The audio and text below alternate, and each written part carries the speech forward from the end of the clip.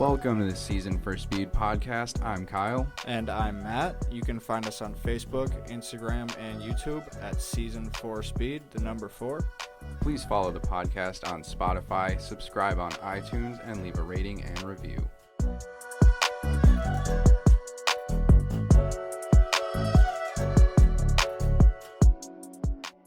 This week of test drives was a really good week for me because we got into 3 BMWs and got a comparison done that I've actually been wanting to do for a long time to see what all the hype and the big difference is. We got into a N54 and N55 comparison for 335s, both coupes, both with sport packages. The N55 had an X-Drive, the N54 was a 2008, and that was non-X-Drive, that was a rear-wheel drive. That was a really good comparison. I'm really happy that we got that one in. And then we also got into, what was it, a little bit cheaper, 2011 X5 35i, which is, again, the N55 engine. So the same motor as the 2011 335? Yep. So same year, same motor. I think they're tuned a little bit differently. And then, obviously, you're getting this big SUV. Yeah, it's not that big, honestly. It's not that big, but for having the same engine as their, at the time, almost smallest car, what their compact sedan is, but I guess coupe form in this scenario. Yeah, I mean, there's a lot. I feel like a lot of companies do that, though. They do. I mean, Audi does it. Q5 with the 3.0. Yeah. The SQ5, and then the Q7 just has it. Mm-hmm. The SQ5 has the same engine as yours. Does it tune the same? I don't know for sure. Look up the horse on that quick. I want to know what the horsepower is, if that's actually tuned the same as yours. On the SQ5? Yeah, on the SQ5. So we also compared the 2011 X5 to a 2014 GL450. So it was nice to get into a 450 instead of a 550 because the BMW is also the lower tier with being the 35 instead of the 50i. It's a good comparison. They're a little bit different in price, but it's a good thing to talk about the difference in what you get at 10 grand compared to what you're getting all the way up at 18. Okay. Which fine. So same year, 2013, it has 313, which would be 20 horsepower less. So it's less. A little bit. Same motor. The SUV, same engine, more weight, less horsepower. 0 to 60 is still 5.1. It's quick. That's like the A6 has the same motor. And what did we find on that? Like 5.7, 5.8? It was pretty high. Yeah, that was tuned to have like even just over 10, 300. Yeah, 10 less than this, and that's significantly slower. That's kind of wild. That 6 didn't feel too slow though.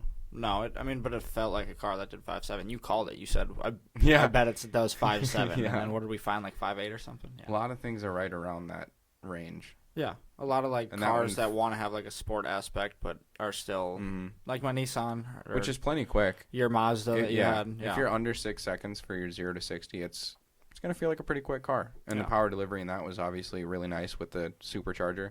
Yeah, it was right away. It just you didn't get like a lot of the big shove. Yeah. We were just talking about that today. How much you just like your car, no matter what, when we drive other shit, just comparatively, just because of the actual power delivery you get from your supercharger. Yeah, we haven't driven anything that's the same yet. No. I'm sure we will at some point. That'll be similar and even more impressive. The 335s were, in all reality, supposed to be extremely comparable. Yeah. Your car was how much brand new? I think my sticker price on mine was like 52 before options or 52 after options. I think it's like 47 base. The 335 is like 46 or 48 base, depending on if you have X-Drive or not. Yeah, so they are similar. So they were extremely comparable in MSRP. The 335 has obviously fallen off way more in price than what your car has. I can see why. Yeah, absolutely. They don't come all the way up to meeting that level. I feel like at that price range, when you're getting a full S model out of Audi, you're getting more out of the car for that price than you are at BMW. Yeah. That's not bashing either car, though. They're both very nice vehicles. It lives up to where it's priced at now. Yeah. It's a great car for where they're priced at. The 2008 335i, the rear-wheel drive one that we drove, it's gray with a black interior. $9,000 for 96,000 miles or something like that? Yeah, under 100,000 miles. Good deal. And it started right up on the. It ran amazing. Yeah. -5 today when we went out on the lot. Put the key in, started right up. No noises, nothing crazy. I was actually really happy about that. Yeah, it was impressive. I'm kind of sad that it's an automatic. And the thing is, it's just been sitting because it had summer tires on it, and they didn't want anybody test driving it with, the snow we've had recently. We had a nice dry weekend, though. Just cold. Yeah. Very cold. The automatic made me sad. If it were a manual, I think that was more than fun enough for $9,000 to justify taking it off the lot. I agree with you. If you're just looking for a fun car to a nice daily zip around in. Yeah. So the 2008 didn't have the tech or nav package. No, and so you like that better. I don't. Yeah, I like not having that. I like just the regular radio down on the bottom. The screen gives you some nice options in a deep menu and whatever, but that's also when we were looking through that in the 2011, when it gets a refresh in 2010, I believe, and then I guess it's labeled 2011 for them. When it gets that refresh, it gets a whole new iDrive system. So all that deep computer shit that we were going through, all those options in the 2011 aren't there, even when you have the nav package in the 2008. Okay. It's really basic. It's the first version of that iDrive, so it's kind of shit. Then I guess that makes sense. So I'd rather go without that and just keep a nice looking radio down on the bottom. Yeah, I agree that it looks better without the two humps on the dash. Mm-hmm. But if you have the option for the nav package in the 11, I think I would take it just because of the features you would get. Yeah, it is really nice to have all that shit in there. Is that screen standard in the 2011, though, after that update? So you can get that without all those options. Yep, you can get that with just it's the same looking radio. Would you? Yeah, I'd probably get it with no nav. It's really nice what you get in there, and it actually still feels super modern, and the color scheme in there is really great. That's fine. That's a good point to it, but I just don't need that. I just don't want that in my car. I just don't need it. You adjust those settings and fuck with them one time. If you just didn't have them, you really don't notice. But it did add some cool, weird things. We'll get to that when we get on that car. But there were some unique little features that you get really deep in the menu for. Yeah, nothing that I would put in the cool category. No, you thought it was. The 2008 though, from the outside, I definitely like the refresh 2011 better. Oh, 100%. It looked the color alone. And the color also. And the wheels. Alone, yeah, the wheels. Yeah, much better. This had the, I don't want to say least desirable for the 3 Series that you can get for this, but it certainly was not my favorite rims. They're kind of the beefier, like 6 or 7 spoke rims, and I'm really more of a fan of the ones that were on the 2011 with they're bigger. I believe you got 19s on the 2011. It's a 17 or 18 on the 2008. Both cars, though, thankfully had the sport package. You get on the inside, and the seats. You remember the seats in my 325? Yeah. They were flat. They were flat. It's the same seats you would have got in this if you didn't have the sport package. But these seats are nice. These seats are also the same sport seats you get in any 3 Series. But not the M3, obviously. Yeah, they do that with a lot of their features in their cars, though, like the infotainment and all that. But the steering wheel and the seats that you get with the sport package were really nice. Yeah. Very comfortable. I agree. I like the steering wheel a lot. The seats were super comfortable. It's definitely a tipping point for buying this car. I wouldn't get one without it. The sports package? Yeah. Yeah. I wouldn't want one with the less comfortable steering wheel. If it were to be an automatic, which I wouldn't get after driving these, it's not fast enough of an automatic. It's still just a standard ZF automatic that's just not responsive enough. Yeah, the transmission was not impressively responsive to me. It's smooth. It's still working just fine. You had 100,000 miles on both of these, but it's the same transmission across both. You don't get an updated transmission with the updated engine. A little bit different tuning, but you lose like the snappy sports car feel that you want to get out of a more modern sports car. Like the dual clutch that we drove. After driving, you can't get something like this. Because it really with that option out there. Slaps you into the next gear. It does. It sets it way apart. When you're going this old, see if it were like in the 135 that we drove. Yeah. It had the dual clutch option. That's a car that, if you get the automatic, it's much more manageable, and that's okay. Because you have the dual clutch. Because you have that dual clutch and you're getting that extremely responsive snapping into the next gear, climbing up. That's a lot of fun. It was good shit. This, it still feels old standard transmission. Yeah. It's not slow.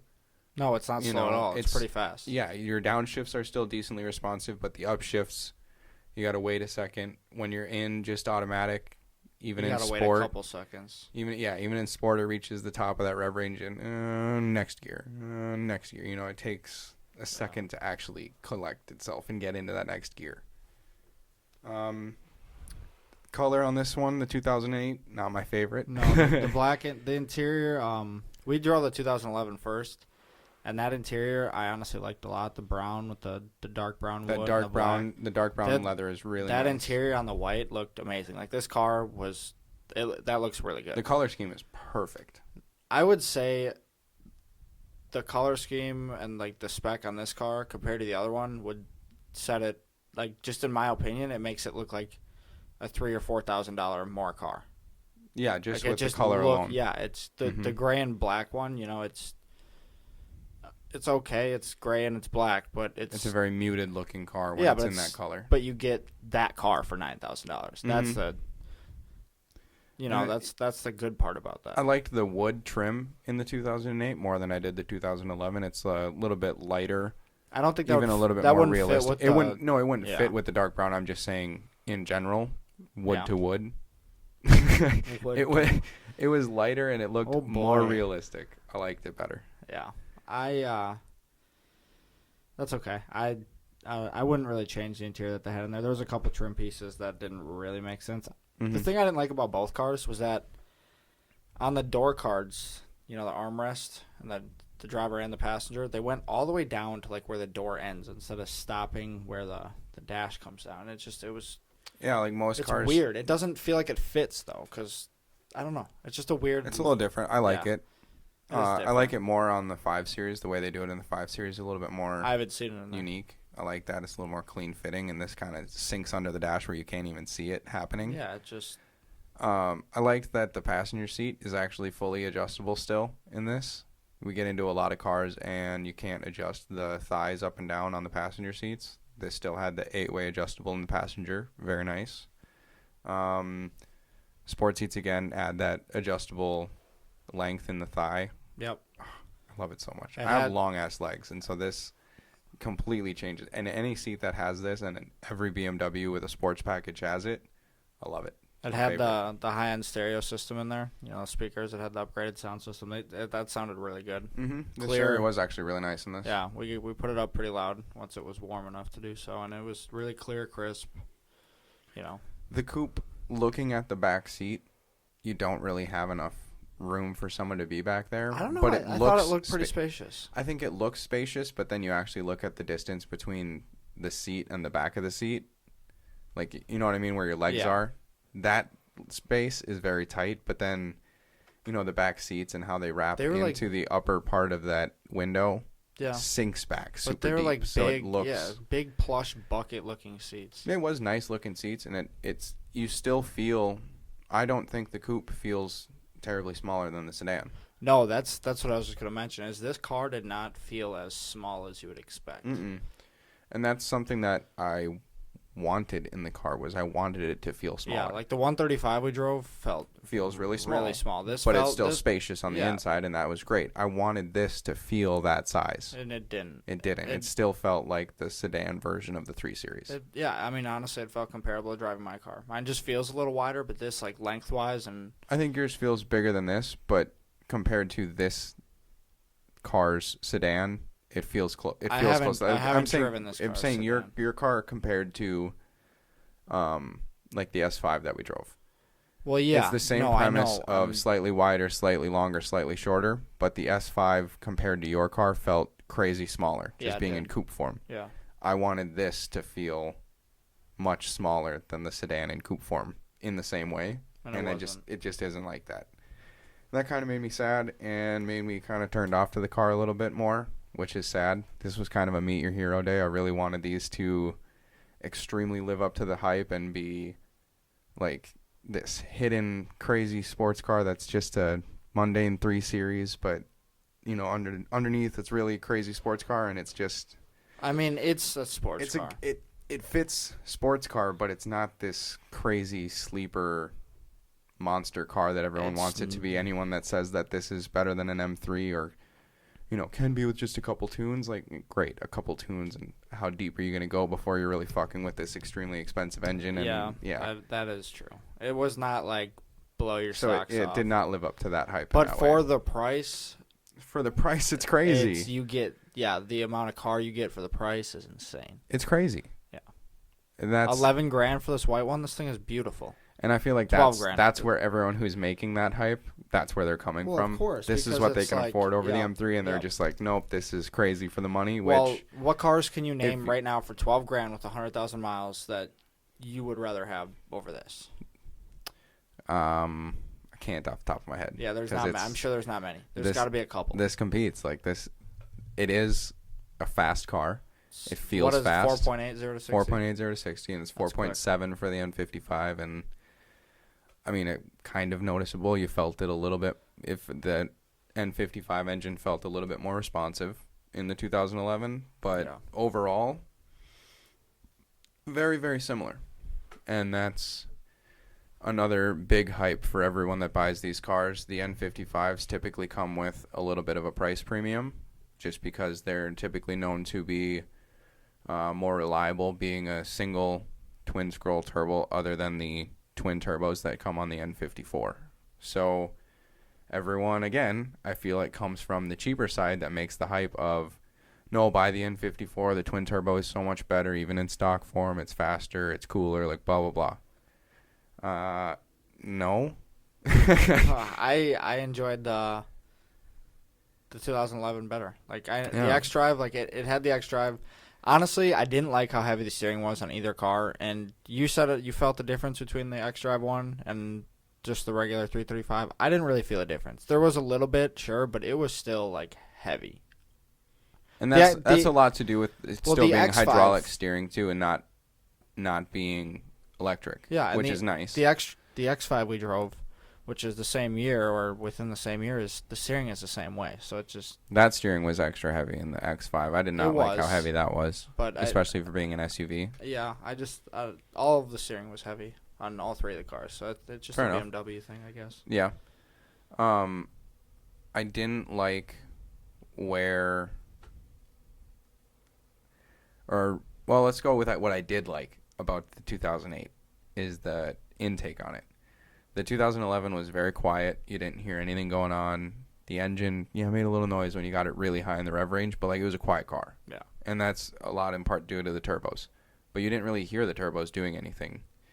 In 2008, previous owner had put a cold air intake on it, and I think it makes a good difference. It sounds good. It didn't aesthetically under the hood didn't look that great. No. The way they had it set up, it was not because he left most of the old airbox in there. Yeah, and so then just like put these cones in underneath it. That didn't look the best. But it's easy fix. But it sounded great. Yeah, it did.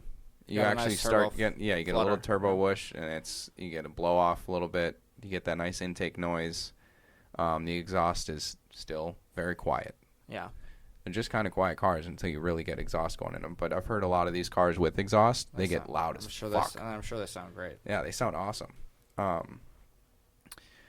If I had to go with one, the 2011. Absolutely. So this one had not just the Alpine white, but it had the 3-stage pearl, and it was beautiful. When we actually got out there and saw it in the sun today, because we saw it at night when we were there driving the GL and the X5, we were like, oh, yeah, looks clean, looks great, love the paint, like 3-stage is nice. But then when we actually saw it in the sun today, that color pops. Yeah, it looks really good. I would have to agree with you. I'd go with 2011 as well. The difference between them is only $3,000 and 10,000 miles. Yeah, this one is 3 years newer. It has the interior you want. It has a tech package. It's newer. It's just all-wheel drive, and you get all that upgrade for $3,000 between this and the other one. And you're still getting. So I would go for one that's not xDrive. I had a lot of fun in the rear-wheel drive. I know you would. In the rear-wheel drive 2008 one, The rear-wheel drive just kind of adds a really fun aspect to it. You're still getting the same turn-in, the same cornering grip, which is surprisingly not as amazing as I thought it would be. No, a lot of understeer, actually. It actually does create a good bit of understeer in this car. And I thought that it was going to corner so amazing and handle the best and be awesome, but this still just has a 3 Series suspension in it. It doesn't have the M suspension, even though it's a sport package. It doesn't upgrade your suspension at all. You still just have 3 Series suspension. It feels stiff. You're not getting a body roll.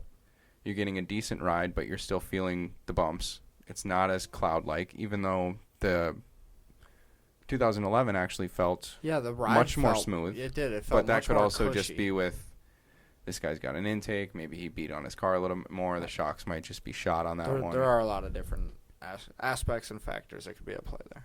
But the 2011 was really well taken care of, and it rode like it, drove like it. The turn-in is good at first. You dive right in, but then it wants to understeer as you're coming out of the corner. There was so much more understeer than I expected. The first corner you took with a little bit of, momentum, it was just... Yeah, it just pushed, and I was really surprised. I was too. I didn't expect that. I thought it was going to... Because the 135 we drove was crazy. Or the way it took corners, it was just... Gripped insane, but that also had $3,800 Olin shocks on it. That is true. It did have a very nice suspension. This was a big reality check when you're going through the corner on the grip level being this is not a full-blown sports car. This is still just a 3 Series. You get sports car in the speed factor. And in the steering feel, the actual feel of the steering is very sports car, and it's very tight, very nice. You get a little dead zone in the center. It just doesn't I felt handle like you had a little bit more dead zone in the rear-wheel drive one. Yeah, you did. It just doesn't handle like a sports car. Yeah, neither, the actual neither corner, the cornering is just not. It's not on par. No. And when you're spending the same brand new MSRP as this in your S4, why would you not get the S4? Well, especially if you buy the X-Drive. Right? If you buy the rear-wheel drive one, I get it. It makes sense. Because you're going for rear-wheel drive. You want that, right? So I get it. You can always put different suspension in it. But here in Minnesota, everybody wants the goddamn X-Drive. Like, of course. I want one that's rear-wheel drive. I don't want X-Drive in mine. Yeah. But that's because you have a truck and that's because I have a SUV. truck and another SUV here, and I can put snow tires on it and be just fine. Yeah. I don't have a crazy commute, any of that. Most people in Minnesota go for the X-Drive on everything. Yeah. So that's why I got all-wheel drive. So if you were comparing, brand new at the time, an X-Drive 335 to the S4, you're going with the S4, of course. Yeah, because the prices are very similar. Nowadays, but then when you get to this and you're looking at $11,000 for one with 100,000 miles on it. Versus, I would say... That still is extremely clean on the inside. For the same year, same mileage, I would say for an S4 you're looking at 17 at to least 18. With a manual? No manual. It's automatic. Okay, so if you're going automatic... Because we didn't have a manual, so I don't know the price. If you're going automatic to automatic here... It's 17. Yeah. I don't think it's grabbing that much of a premium. I think then I'm saving all my money and getting this turbocharger and, slightly less aggressive transmission, but you're not paying for it, No, but, you really do feel the performance. You do. In the power delivery, for sure. Yeah. When this stays in turbo is very nice. It is. This thing's fast. Yeah. It is fast. I wasn't let down by that. No, I was very impressed by that. That first corner you took, though, and it just pushed. I knew right away that it was not going to be the greatest thing. No, and that, who knows, that might actually even be partially due to it being a coupe, too, instead of being the longer wheelbase with the sedan. That could have something to do with it. Hopefully we can get in a sedan at some point. That'd be nice. But there was a lot of understeer in the SUV as well. That's true. So it might just be a thing. And, outside of their M, it's supposed to be, great steering feel and great dynamics, but this had the steering feel was fantastic. There are things you can do to fix that. For being the scoop, and you could. You can put wider wheels, nice tires. X-Drive naturally comes with a squared stance of skinnier tires than what you would get on the 2008, because we did notice much less understeer with the 2008. It had but it's also not all-wheel drive, and that plays a part. That also does play a big part, and that's back to it why still I would did want the rear-wheel understeer drive, though, but nowhere near as much. You had to the be going, You had to be getting it much closer to its limits to be feeling the understeer. And we couldn't really The push. We couldn't really push that car. No, because it's on summer tires and it's cold as shit out. Yeah. But it's still handled and cornered better, and that may have just been due to the tires. It could have been. Maybe the 2011 just had some kind of They shit all No, seasons. it had brand. Well, no, they were new tires. So I was looking. Well, at they can be new, but they can still be shit. I don't think they were. These people. I mean, Daystarr puts nice tires in their cars. They look. I don't think he put tires on this. He bought this car with those tires on there. That's fair. So this might be somebody who was getting rid of their car and just got. I don't think that. newest I don't tires. know. It was just a lot of understeer. Like even I have shitty Blizzaks on right now. It doesn't understeer like that. But here's the thing: is I drove a 328 from 2011 a couple weeks ago when I went and test drove that one. No, none of that. Not as much power, I wasn't on the power going through a corner though, I guess. and there was none of that understeer. I'm gonna attribute a lot of that to the tires that were on that car. Probably could be. It has to be. There's no way it would feel that incredibly different from a 328 of the same year with the same sports package with, that can't just be making that big of a difference. It has to be somewhere in the tires that something was going on there. Yeah, cause That's what I'm I gonna can't attribute that imagine the to. weight difference as much either. No, it was like, 100 pounds to go from a non-X drive to an X drive? No, I'm talking about the 328 to the 335, but I can't imagine that's much. No, I can't imagine. It's got to be It could 300 be. pounds. Well, all the salt on the road too makes it slick. It's just shitty weather, Yeah. cold tires. Yeah. So. But yeah, I'm sticking by the cheaper money is going to be where I'd go with that. I think you're getting more than enough performance to save about half the budget if you're going with the 2008. Well, that's not about half. It's If you went with a 2008 for 9 compared to 18, that's half. Oh well, yeah. No, I'm talking this 2011 because that's all-wheel drive. You have to compare that. To, Okay, if you were okay, So that's 12 grand versus 18. You save yourself 6. it's 50%. Yeah, but You get a 50% more car. I don't know. I don't know about that. With this package, I like the interior, but the Audi feels a little more refined. But I get what you're saying. At this price level, I'd like to find one of these with 60,000 on it and see where it'd be priced at. They don't really get too much higher than 15. 15 is like the most pristine one you can find. That wouldn't be a bad purchase. Do the manuals carry a premium? Maybe $1,000. So not much. No. The sports package is typically what carries the premium, whether it's automatic or manual. Now here's the thing though, like if I don't know, I would want to drive one of these on a warm summer day, Yeah. like with good tires. But did you like the turbo power delivery compared to the supercharger? Because No. I know you like, yeah. I like the haven't supercharger better? We haven't driven anything that I've like the power delivery we get from it that I've liked better. We've driven some really nice cars, some fun cars that I like a lot, but nothing that just like punches like that does. But we haven't driven anything else that's supercharged either, That's true. which I want to, but there's not a lot of cars that are. No. Sounds like superchargers are your way to go. We should drive some old AMGs that are supercharged with Let's do it. We gotta the find 5.3 them. or 5.5. I mean, We gotta find them. we do have to find them. We're gonna drive a lot of cars. Been looking around. I'm a sure lot. I'm gonna find a lot of cars that I like more than mine. I just haven't yet. Yeah, 2000 and 1 to 2004 CLK, or maybe it's just the CL55 has the supercharged 5.5 in it, and it is Fast. woo. It does like 4.4 Well. for a 0 to 60, but then it's also on fucking air suspension, so Just gross floats. in the corner. Yeah. Yeah. Well, it loses it in the corner. Well, that's the same as the S4. The auto S4. What do you mean? 4.4. Oh yeah. Yeah.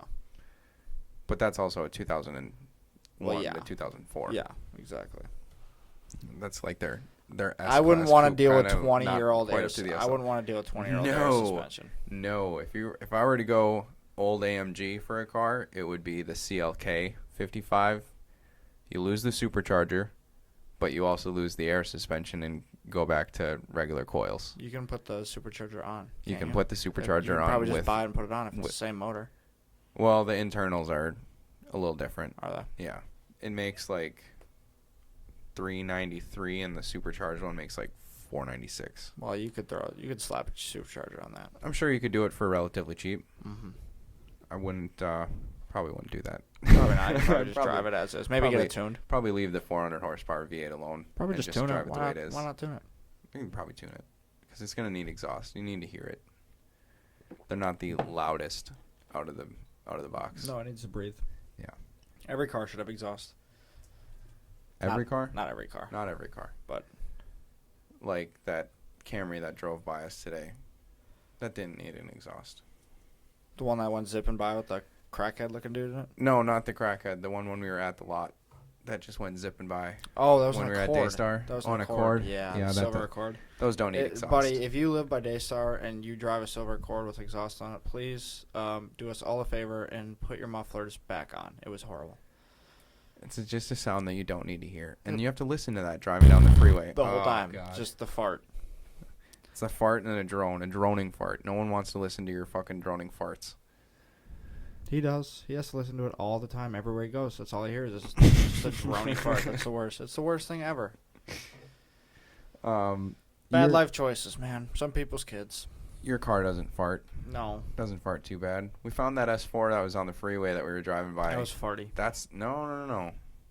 Which one? The blue one. The blue one sounded great. The blue one sounded You need to really find who that is. You need to find what exhaust they have and get that on your car. good. No, it's too loud. Yeah, but then when they were just cruising next to us, you didn't hear a fucking thing. Yeah, but I don't want the drone in the car. They probably have the drone in the car when they're cruising. I don't think so. I would think so. About your exhaust. I tell you to be fucking quiet when you're coming in my neighborhood because it's loud as shit outside the car. It's not loud. But it's not loud to you inside the car. So no, it's not even that loud when I have my windows different? What would make that one different? It's louder. It's louder than my exhaust. But I'm saying, why would it be droning in the car if it's not droning to us driving right next to it? That S4, when it's louder outside than inside. That S4 that we drove, that one dude's, his exhaust was droned so bad. I know. I'm talking about loud. The blue one. Yeah, I know what you're talking about. I'm saying you need to find that exhaust. You're saying that exhaust probably drones in their car, but I'm saying if yours is quieter inside than outside, why would theirs be louder inside than outside? I'm not saying louder. I'm just saying maybe it probably would drone. There's not a lot of exhaust that you can buy for the S4 drones. I don't think so. Maybe they got they were ripping. Maybe they got high flow cats and stuff too. You know, I haven't even put downpipes or high flow cats on yet. Is that next? No, I'm gonna tune it. You're gonna tune it and then get that stuff and then get what retuned afterwards? No, you don't have to retune after. Tune works for that stuff. It's just APR stage 1. It just works. You don't have to retune for all that new air that's going through? No. Really? No. When are you getting the tune? Once I get the gaskets. Valve covers? Yeah. When are you doing that? Probably next week or the week after. And then tune week after that? Something like that. Yeah. And then we need to re-drive your car and talk about what a 80 horsepower tune difference makes, right? You're going up 80 with it? No, it's going to be like 105. 105? Yeah. Just from the tune? Yeah. Yeah, we need to drive your car again and talk about that. Mm-hmm. That's going to be a fucking wild difference. Yeah, it's going to have like 450, 460, somewhere in there. Jesus Christ. Yeah, it'll be fast. What's it supposed to bring your speeds up to? I don't know. You don't know? I could look, but I'm not going to right now. And he said that's all higher end in the... He didn't say it's all higher end, but he said you mostly feel it in the higher end of the power band, yeah. Really? But you feel it everywhere. You already feel it everywhere. Exactly, so... More is better. Always. It's already fucking too fast. No. Too fast. It's fast as shit. I know it is. When can you really use all of it? All the time. I do it all the time. You got up to like 120 and that's about Why do I need to go faster than 120? It's just how fast I can get to 120. No, that's very true. That's all I need it for. I guess. I don't need to go faster than 120 ever. I probably will at some point. You know, I have, but in Mexico. What all do you want done to it before we go to the track? Everything. That's gonna be a You're while. Gonna wait for a while before you take it there? We haven't even started on your car, so that's when do you plan to go to the track? When it's done. So a couple years? No. You haven't even started on it. Now you're gonna go buy another car. Yeah. Okay. So a couple years. No, it's not gonna be a couple years. It's gonna be like a year maybe. I don't believe you. It'll be like a year. You're gonna have the engine in by spring, and you haven't even put anything in. Yeah. Engine's not going in before spring. No. No. But like, if you don't break your first deadline, are you really even building a car? Well, that's my point. So we'll go to the track a couple years with it, I guess. Next year. Maybe. 2022. Maybe. It'll be done. I think so. No, I'm not going to let it just sit for 4 years. Yep. Okay.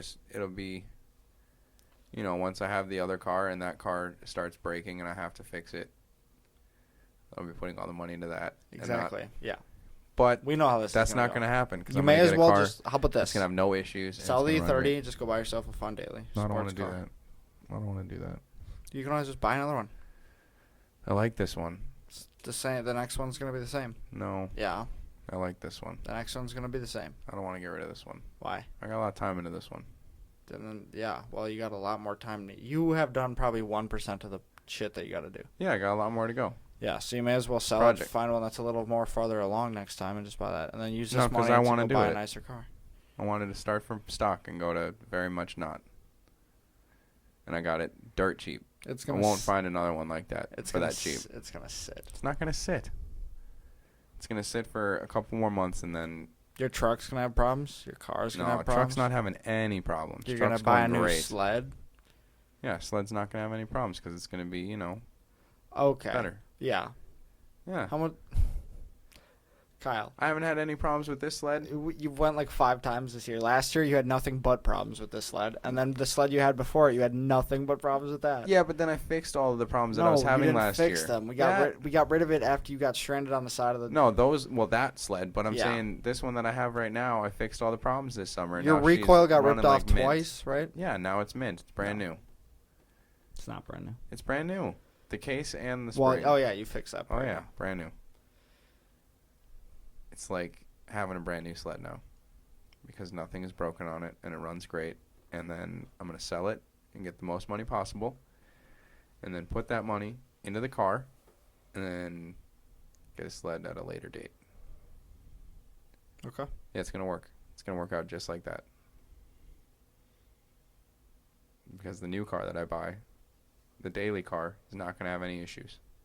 Are you gonna do anything to the daily? No, not until the E30 is running. Not even exhaust. Well, yeah, but like, that's just exhaust. Well, exhaust isn't cheap. Well, no, but it's just one thing. Yeah, but it was $2,000 for my car. Yeah, but it's just one thing. I know. I'm just saying it's not cheap. No, it's not cheap, but it's not just diving in deep. I just want it to sound good. Yeah, of course. You need exhaust. Exhaust and intake, absolutely. Yeah, I wouldn't put exhaust on either of the SUVs that we drove. Maybe the X5. Probably not. Still, I don't think I would either, but no. you could get away with it. I It'd just be don't fine. need it to sound like that. No, but you could get away with it. Should we start cheaper and go expensive, or start expensive and go cheaper? Let's start. Well, Cheaper. we're already on BMWs, so we may as well continue on to this. Finish BMW. off on this BMW Because here. this BMW is the same as all other BMWs from the era. It's a BMW. It screams BMW. The interior screams BMW. The interior is, yeah, this, after this facelift right here in 2011 era is when they kind of had their downfall of, okay, every BMW from top to bottom is going to fucking look the same on the interior. And it does. And it does. You get on the inside, and if you really weren't paying attention, you'd still think you're on the inside of that 2011 3 Series. There's very subtle differences, but it's a BMW. It's the same layout, same, but at least in the X5 and the X3s, or not the X3 of this generation, I guess just the X5, you get the screen standard. Yeah. That just is there. Whether you have the nav package in it or not, which this one did have, you still get the screen, so you're still getting some of that modern luxury. I'm not what you're always saying after is the modern. Yeah, I'm not saying the modernism. Beamer look is bad. It looks good. It looks clean. It's nice. It's simple. It's just BMW. Was this the one we found fake vents on? Yes. Oh, it's so sad. This The was main big black vent in front of the fucking wheel on the bumper is fake. Extremely fake. But it makes me kind of... No, it still doesn't make me okay, but it does feel nice to when you go over to the center cutout under the license plate in the bumper, there is an actual full cutout and tube that goes all the way into the fender and goes onto your brakes, which is nice. Yeah. Okay, they at least have something that's active in there, but they still have fake mesh black goddamn vents. Okay, can we talk about the TV that was in this car? That I have never seen. The rear seen. entertainment? I've never seen this either. I've never seen this in my life. There's a TV connected to the center console. So, like where you set your elbows, if you're driving the car, right behind that, there's a TV hooked up on like a swivel mount, so the people in the back seat look at like where the center console would be, and this TV swivels back and forth and like up and down, so And they this can is watch like it. this is like a 8-inch tall by 12-inch wide. Yeah, literally it's covers seat to seat in the middle. It's a screen. Full screen, and your elbow hits it constantly. It's very intrusive. It's intrusive. They should have. But I will say, hold on, it is so cool because is I've really never cool. seen it before, and it has all the controls integrated into the center console on the rear side of it. So we knew, like, because we thought maybe it was aftermarket, but I think that's standard unless they got a whole new console. But we looked at how it's actually connected to the center console, and it's like it's integrated very nicely, and like it's wrapped into soft plastic on the hinges of it, and it just like it's a nice. Weird refresh of instead of putting it on the back of the headrests, the center is kind of cool. It's kind of Rolls Royce-esque of how they do it in the Rolls Royces. They put it in the center instead of on the headrests. I like it, but it's goofy and gets in the way. It is in the way, but I like what they were trying to do with it. I like the interior actually. I like the cream a lot. That was nice. I didn't like that the center console was just leather wrapped without the soft touch. Yeah. It made it feel a little cheap. It's just leather, yeah. It's not very plush. Yeah. So but the leather felt like loose on it. It wasn't tight wrapped. It was. I'm usually not a big fan of cream interiors. This one wasn't but bad. BMW does cream okay. Yeah. Because they don't do a crazy like soft girlish cream. They just do a nice light tan. And they don't do too much cream, and they complement it with dark colors. Mm-hmm. So it works. If you do the whole interior all just this cream, like light, like it's like okay, But they get a lot of black in there to Mom. contrast it. Yep. Yeah. And then the dark wood. This is the same dark wood trim that was in the 2011 335 that you liked a lot. That I like, but I like less than the lighter wood trim. The lighter wood trim just kind of looks more realistic and has a better feel to it, I guess. Yeah. I don't know. It flows a little better with the dash. I like the screen, how they have it integrated in the X5s. It's not a double hump. It's just Yep, I do. I noticed the that. dash is flat. That is one of the set major in there differences. Very nice. Yep. There's a lot of vents in the front of this car. I like BMW's little option of having the over-the-head vent option. It just kind of blows air from the center of the dash up, not really at your face. Just kind of circulates the air. That's a feature that's in like almost all BMWs, and I love it. It's a little bit more prominent in this X5 because all of the vents are they're fucking everywhere. They're huge, and there's just a ton of them under the screen, next to the screen, on the right side, on the left side, just everywhere. Yeah, it covers the whole left side of the dash, whole right side of the dash. It's too much, to be honest. Gauge clusters, still nice BMW gauge clusters that I like with the white writing. And it has an old school feel to it. Writing. That gauge cluster that they have, it's in all the cars we drove for this episode, but it has an old school feel to it. Like you have the modern screen, and then you have this like old school gauge cluster with this old school like info little screen under the gauges. Really small, but it like pixelated and stuff. Yeah, I think that could use a little bit of an update, but in these cars, like it just doesn't quite match. But it looks good. I think it's still giving it that sporty feel. Yeah, like updating it more and more gives it like when we got into the newer 3 Series. It's very modern. The 08 without the screen, it fit perfect because you don't have that modern touch to it. It just feels like a little bit older BMW without the nav package. Yeah, when you have the nav package, it makes the rest of the interior feel a little older. Yeah, exactly. It kind of dates the car a little. But the bit. color scheme that was in the 11 made the car feel more modern. The color scheme, yeah. It really did. It had a really good feel to it. It did. You're not going to find very many cars older than that with that color scheme, and I think that's why it gives it such a modern feel. Yeah. The X5 we drove was a non-sport package car, and so it just had these really flat seats that are very similar to what was in a 3 Series with no sport package. They're a little bit bigger, a little more plush. They're actually very comfortable. For just being a base model seat, I was pretty impressed with them. Yeah, it wasn't too bad. I wasn't blown away. They weren't like crazy plush. They weren't There's no bolster. Extra bolstering and sporty. No bolster. They were just comfortable, regular SUV seat. I like the adjustable headrest. The adjustable headrest was nice, in and out, so you didn't have to have your head sitting forward off the headrest. You could bring it up to you. Yeah, nice. That was a nice feature. It's a sporty looking car. It's sharp. It's aggressive on the wheels outside. Are nice. The gray doesn't do it justice. No. The bumper, with the cuts for the tips, I like it. They could have done the tips rear a little bumper? bit differently. The tips stick out a little far. You could have put a nice chrome around it, maybe tucked them in a little bit. I think if they were tucked in, it would look much better. But I more clean. I liked what they were trying to do with it. It just wasn't executed perfectly, I guess. Mm-hmm. But all in all, I mean, it's a good-looking car. It good gets the looking. job done. You could probably tow with it if you needed to. It's got a hitch. That sporty look and feel that you get from the outside and the inside is still prominent in the driving too, especially when we compared it to the GL450. Oh, yeah, it's not even close. That thing was a boat. This still feels like you're driving. It feels like a car. It still has that car feel to it. It does. While you're driving. You feel it in the suspension, though. Yeah, That's you why don't get up into that truck feel.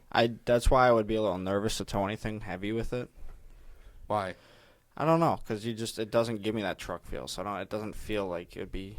I think I like the stiffer feel of it. Would actually still feel much better and more in control towing. That could be. You don't get that big loose Yeah, wallowy I know feeling. what you mean. I did like it all in all. Like it was. I enjoyed driving it. It felt like a pretty quick car. You still need to have the turbo spooled up to be in power. It was pretty dead below 2,000, but turbos start to spool up and it starts to kick in. It has 144,000 on it, and they're asking 10,000. And this car held up to 144,000 miles. Oh, it's so clean. Oh my God, it's in great condition. It looks untouched. I really thought we were getting in a car with like 50,000 miles on it. Yeah. It's not beat up at all. No. The engine sounds great. This N55, I'm still going to stand by it. Everybody says it's an extremely reliable engine, and getting in these two cars and taking them through their paces a little bit, starting them up on extremely cold days and having no issues with them, yeah, makes me feel like, okay, it's living up to its name right there. It is. All three of the BMWs we drove seemed to be in great mechanical condition. Yeah, which is great to hear. Yeah. Not a BMW thing to be in great mechanical condition. No, there's definitely a stigma around that. It's typical to have many issues. The You're X5 just casting actually, bad luck on us for the future. No, I know what they are. The X5 actually still felt quick. Yeah, it did. It's not the fastest thing in the world. It's like almost 7 for 0 to 60, but Is it's it an really? SUV. Yeah, but it's an SUV and it actually Did still feels decently quick. Did they tune the motor down at all? We looked at the SQ5. Did they tune? 'Cause it's the same motor, right? Same year. So yeah, it'd be same year, it'd be the same as the N55 2011 motor. I have no idea what the horsepower is. I can got a quick look here. I know it's over 1,000 pounds heavier. This is like 5,000 pound SUV. Is it really? Yeah, it's a big. See, boy. that surprises me because it's not that big. Like it's big, but it's not like holy shit big. It doesn't The feel big when Mercedes you're on the was inside. holy shit. The big. Mercedes feels big and is big. big. It's huge. And with the air suspension that you get with it, when you can raise it up and lower it down, when it's raised up, it feels. Yeah, we pulled like up on the fucking, lot. They had this thing literally in the feels sky. lifted. They had this thing in the sky when we pulled up on the lot. It just stands out. It looks like a tank. It's tuned. Okay, so the X5 and the 335 have the same tune. Oh nope, similar tune. The 335 had 320 horsepower, I believe, and this one has 300. Okay. So it's toned down just a little bit. So it's 300 up to 320 with 335, depending on what you have. I believe the 330IS is going to be the 320, and the 335 is going to be the 300. Probably. So engine tune the same in a car that weighs, what do we find, 2,400 or 3,400 pounds compared to 4,900. It's so 40. Of course That the thing weighs difference. 4,900 pounds. The X5, yeah. Holy shit. It's ridiculous. Shit. It's a big. Where does the weight come from? Right, you get in this car and It doesn't feel that big. It looks spacious on the inside, but then when you're actually really sitting there, It's not. It feels like you're in a car cockpit. you still feel like you're in a five. Holy in a 5 Series shit. car. That's a huge difference. Yeah, it's heavy, and you're still. But this thing still put up pretty good gas mileage. You were looking at over 25 miles a gallon on the highway when we were just cruising around. That's pretty good. It was pretty good. For being that heavy and still being a lower trim level car. That is And so much weight. This didn't really feel lower trim level. No. Everything on the inside still felt Yeah, it felt all on soft par touch. The with leather still everything felt else, nice. Yeah. And for $10,000, for what you're getting out of an SUV with this, think about other SUVs we've gotten in. I know. There's some shit you can buy for $10,000, like a 4Runner from 2008. Yeah. The difference that you're getting out of this for 10 grand is incredible. But typically people that are buying a 4Runner aren't looking for a vehicle to perform. This is a performance It's not necessarily SUV. that it needs to perform. No, it just but does perform. Yeah. You know, it gets that done, and it's going to get your towing shit done. Yeah. I wonder what the tow rating is. I'm going to look that up really quick. Hold on. This Mercedes is a boat. It's a 2013 Mercedes-Benz GLC class, or GL class. So it's a GL 450. 135,000 miles. They want $17,000 for it. It's in amazing condition, inside and out. It really is a boat, though. This is a huge SUV. If you want a family luxury, and it does the luxury thing very well, if you want a family luxury body mover, this will get the job done. This car feels much more luxury than the X5 does. Oh, it does luxury so well, though. And this is a really standout moment to realize the difference between how things are designed.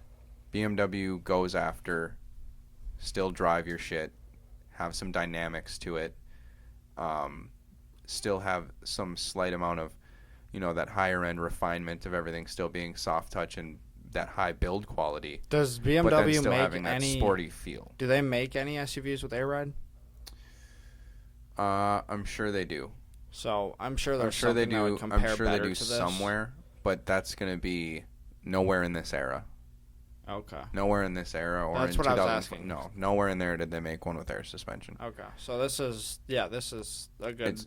It's a good show of Mercedes is really going after that luxury feel, and then Audi goes after that really executive usability of a car that is, the lower price point than the other two, but still tries to hit that really executive feel on the interior. And they do a great job of that, making you feel like in an Audi, you get in and you still feel like you're in a really nice area, and it hits that luxury a little bit more than BMW does. Yeah. And then BMW is still always just trying to hit that little more sporty feel. Yeah, and they all do it. Like that's why we're both big German car fans, because they both do it.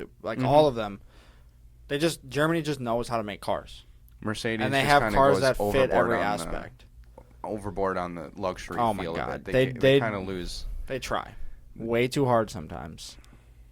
I like how they have chrome everywhere in this thing, and they have the nice screens, the backup lights and everything are very nice. It's huge, and it looks huge on the outside, and the back seats, both the second and third row, look huge. They feel huge. There's tons of room to sit back there.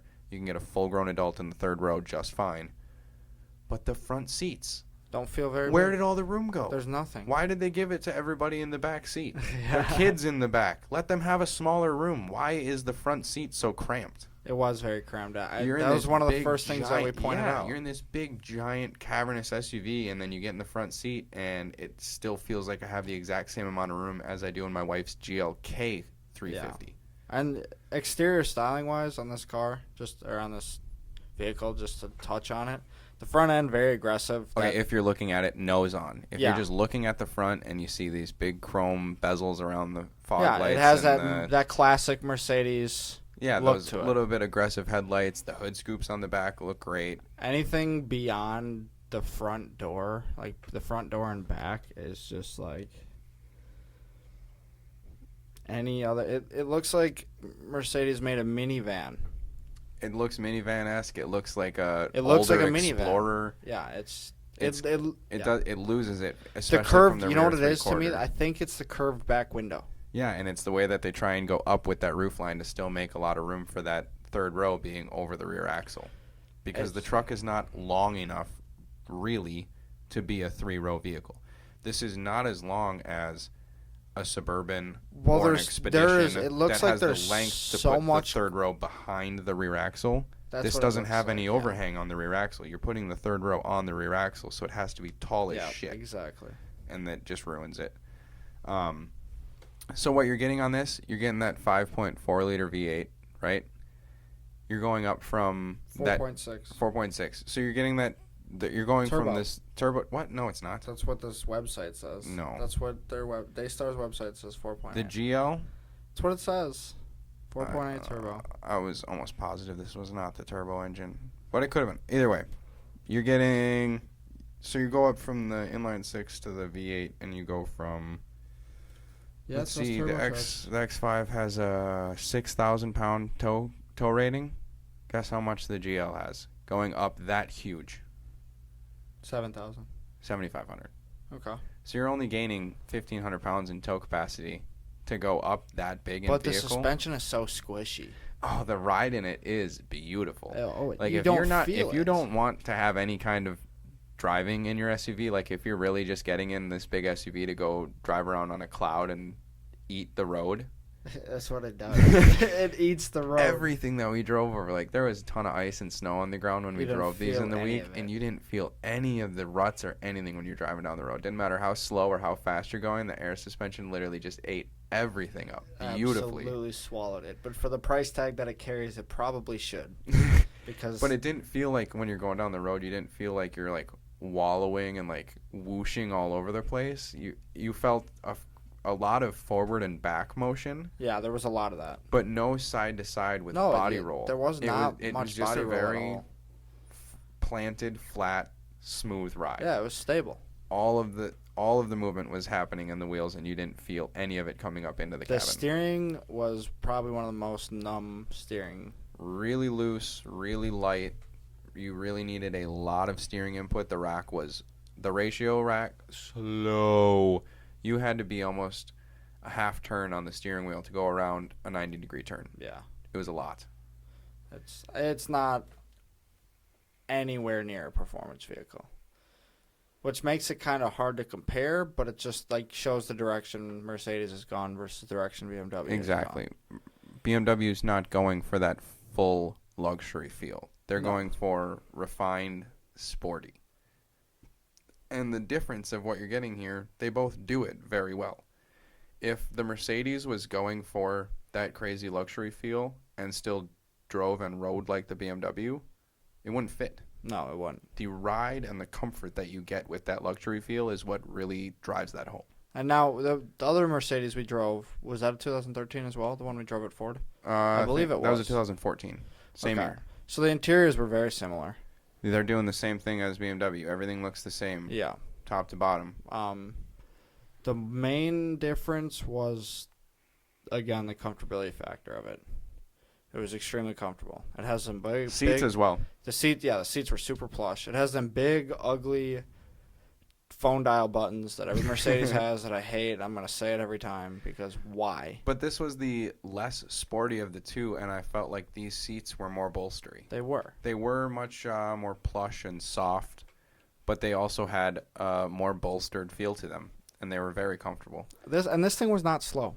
No, it feels slow, but the numbers still kind of go up pretty quick. Yeah, the reason why it feels slow is the suspension, though. It doesn't like. It hides. You hit the speed gas and like the rear end nothing just else. sinks. Yep. But then when you're actually just cruising, every speed feels like 40 miles an hour of just plush riding, comfort, cloud, beautiful ride. Would I ever want to get something with air suspension in Minnesota and have to deal with the potential risk of that? No. No. Nope. Does it ride amazing, and is it worth it? Yeah. To someone who's looking for that? Yes. The price difference in these cars is very apparent, and you feel it when you get in them. You feel it in the technology. You feel it in the ride. The BMW is $10,000. This GL450 is listed for 17, I think. 17. Yeah. Worth it. if that's what you want, absolutely. Because the X5 had a third row too, didn't they? But it just wasn't. No third row. Okay. But that's also a car that started out at like $48,000 to $55,000 and got up to $65,000. Yeah, this starts at 62. This starts at $65,000 and gets to what, 100 and something? It can get up to $106,000. Yeah, that's insane. When Road and Track got this car brand new and did their test, they had got one that was a little bit more upscaled than ours, but it was still a 450, not a 550, and they had it optioned up to $102,000. Holy shit! This one, I'm guessing, with what I could find for what options we found in here, and what I could find for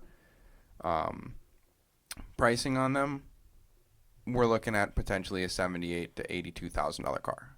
So they're selling at $17,000 with no issues. I really expected to get in, and like I said, I wouldn't buy something with air suspension dealing with the risks of it in Minnesota. And this car has 140,000 miles, 135,000 miles on it. Wow, you might start feeling like, oh, that's getting risky. But he's like, oh, yeah, we change the height all the time on it. Like, oh, we'll put it up when we want it sitting next to the street for showing it off, or we'll sit it down lower when we have it next to some other cars in the back row, blah, blah, blah. And we got in it, and the air suspension worked great. It did. Click the button, she shoots up. Click the button again, she comes back down. Driving, not driving, you can feel it doing its job. Doesn't make any crazy grinding noises. The pump's not fucking squealing for life because it's running out of lubricant or whatever the fuck is in there. It's working. I'm really surprised by how well it's working. The pump comes on in the back. You can hear it running, and it's just fine. I was really surprised by that. It was, yeah, it worked good. And at $17,000, I mean, what else are you getting with that kind of ride? Well, that's the thing, is if you're going to buy another SUV for $17,000, you're not going to find anything with this type of luxury and refinement. There's just nothing. No. There's nothing that's going to But, I mean, approach that. Audi can do the ride. Yeah. Without air suspension. Think about the A6 that we got in. We got in that A6 and it rode incredibly smooth, like riding on a cloud. Well, Buick's been doing it since like the fucking 80s, dude. You hop in those old Sabres and they just float down the street. Yeah. The A6 was that's coils all the way around, and so when we got in the E-Class, the 2014, that rode like a car. It rode like a car. I was on coils as well, but it was on really stiff ones. It was not a very comfortable ride. No, it wasn't a super comfortable. It wasn't a very luxurious ride, even though, again, they're still going for luxury in that car. All of the AMGs, though, for whatever reason, get air suspension. It's really annoying. Do they? Yeah. Yeah. That's why I look at such old AMGs, because I don't want to deal with that. I don't want the air. I want the coils. That makes sense. Because that shit is spendy. I was looking at the CL. $5,200 a corner to have the pump and bag replaced. They're all individual pumps on each corner so that they can adjust for the think about technology from 2004 telling different air controls around the car to be active suspension as you're driving. You think that's going to last? I would never buy that in my life. I would never buy that in my life. No, and especially at a price range I'm looking at with 70,000 miles on it. No. Oh my god. So we'll stick to the coils. Yeah, you can't buy anything like that. No. $5,200 a corner. $5,200. I wonder what it would cost to replace the suspension on this thing here. But here's the great part about going and getting one from Daystarr. This is why I would feel comfortable buying air suspension. Is you can buy it from him, get their little warranty deal, and then anytime you need to have any service done, you go back and get at-cost parts and a $63 hour for mechanical labor. It's like it could be upwards of half price to get a job done. It's way less than half price. Mercedes right now is charging $153 an hour. Oh, wow. Yeah. So you're getting less than half off on your labor rate, and you're looking at, so he gets his parts at cost. If you bring it to, let's say, an independent mechanic, you're typically getting a cheaper labor rate there, but they also still have to buy the fucking parts from Mercedes and then mark it up to their price and then sell it to you. So you're paying more in parts when you go to an independent. Go to the dealership, you're paying a lot more in labor. You save a little bit in parts because you're getting it directly from them, but they're still marking it up to sell it to you. So you're looking at spendy shit.